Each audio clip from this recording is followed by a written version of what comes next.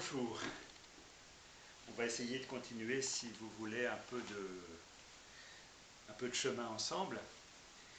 J'ai retrouvé un livre qui avait été publié par le père Caffarel, Henri Caffarel, qui a fondé les équipes Notre-Dame et qui aussi avait une école de prière à Troussure. Et dans ce livre, qui a été écrit par un Quaker en 1942, Thomas R. Kelly, l'auteur, ce livre s'appelle Mon expérience de Dieu. Je ne sais pas si on le trouve encore, c'était une édition du père Caffarel. Je ne suis pas sûr que ça se trouve encore, c'était aux éditions du Feu Nouveau. Alors cet homme qui était père de famille, qui avait une quarantaine d'années, était vraiment un spirituel. Et il écrit ceci à la page 43 de ce livre, sur la simplification de notre vie.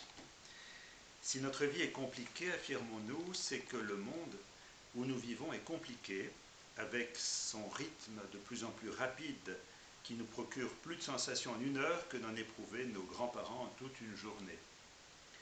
Cette explication d'ordre extérieur nous pousse à souhaiter parfois de pouvoir vivre tranquille sur une île déserte. C'est un peu notre situation aujourd'hui, on est amené à rester chez nous, dans des conditions plus ou moins calmes, mais enfin pas à l'extérieur. Alors, Thomas Kelly continue ceci. J'ai moi-même mené durant toute une année sur une île du Pacifique l'existence langoureuse au rythme lent des tropiques. J'y ai découvert que nous transportons avec nous dans ce monde-là la vie trépidante et fébrile de notre continent. Non quelque envie que nous en ayons, nous ne pouvons pas attribuer la complexité de notre programme à celle du milieu, à une simplification de ce dernier qui n'amènerait pas nécessairement une simplification de la vie. Voilà, si on était dans une île déserte, eh bien, à l'intérieur de nous, tout serait simple et unifié. Il dit non. Je suis obligé de convenir que j'ai rongé mon frein durant cette année à Hawaï parce que le milieu me paraissait trop simple à maints égards. Alors comment arriver à retrouver le chemin de la prière et de la simplicité intérieure?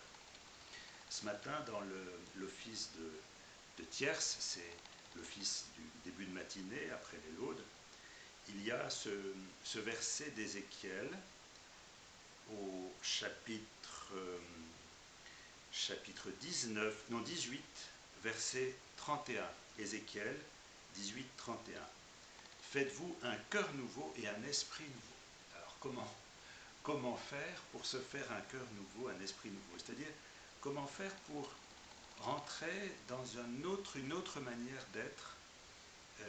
Comment faire pour apprendre à prier? Comment faire pour passer de l'agitation au calme intérieur, surtout quand le contexte extérieur nous mène plutôt à l'angoisse et à l'inquiétude? Comment trouver le calme? Alors j'ai été voir dans l'Épître aux Galates, au chapitre 4, verset 6. Galates 4, 6. La preuve que vous êtes des fils, c'est que Dieu a envoyé dans nos cœurs l'esprit de son Fils qui crie Abba Père. Vous voyez, la prière, en fait, elle ne vient pas de nous, elle vient de l'esprit même de Dieu qui est en nous et qui se tourne vers le Père. En fait, peut-être que si nous voulons rentrer un peu plus dans la prière ces jours-ci, il y a à faire silence et à nous laisser prier en nous, laisser Dieu prier en nous. Donc, le laisser faire, le laisser nous agir. Et dans les Romains, l'Épître aux Romains, vous avez reçu, donc ça c'est au chapitre 8 des Romains, verset 15, vous avez reçu un esprit de fils adoptif qui nous fait nous écrier Abba Père. Vous voyez, ça reprend. Nous avons reçu l'esprit même de Dieu qui prie en nous.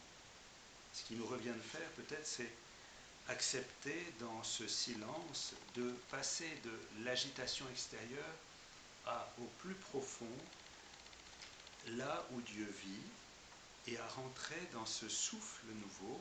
C'est comme le souffle qui planait sur les eaux à la création. Bien là, Ce souffle, il est en nous et il faut le laisser finalement remonter. Laisser passer Dieu du plus profond de nous jusque dans tout notre être, y compris dans notre conscience, pour que nous puissions laisser venir cette prière, qu'elle puisse jaillir. C'est André Louf qui dit à un moment, notre cœur, il y a comme une pierre dessus qui empêche la source de jaillir, et à un moment, eh bien, la pierre va être enlevée et la source va jaillir. C'est ça la prière. Elle vient de l'extérieur, de l'intérieur, et elle passe à l'extérieur, en chant de louange et en demande. Mais tout ça vient même de l'esprit. Et dans Jean, chapitre 14, verset 26, le Paraclet, l'Esprit Saint, que le Père enverra en mon nom, vous enseignera tout. Donc ce qui nous revient peut-être ces jours-ci, c'est peut-être de simplement implorer l'Esprit de jaillir en nous, de mettre en nous cette prière nouvelle, cette prière qui nous fait aussi implorer pour tous ceux qui en ont besoin aujourd'hui, toutes les personnes isolées, toutes les personnes malades, tous les soignants là, qui sont dépassés actuellement, eh bien, nous tourner vers Dieu en étant animés par l'Esprit de Dieu pour laisser jaillir une prière qui puisse redonner du souffle, non seulement à nous, mais à tous ceux et celles qui en ont besoin. Bon après-midi.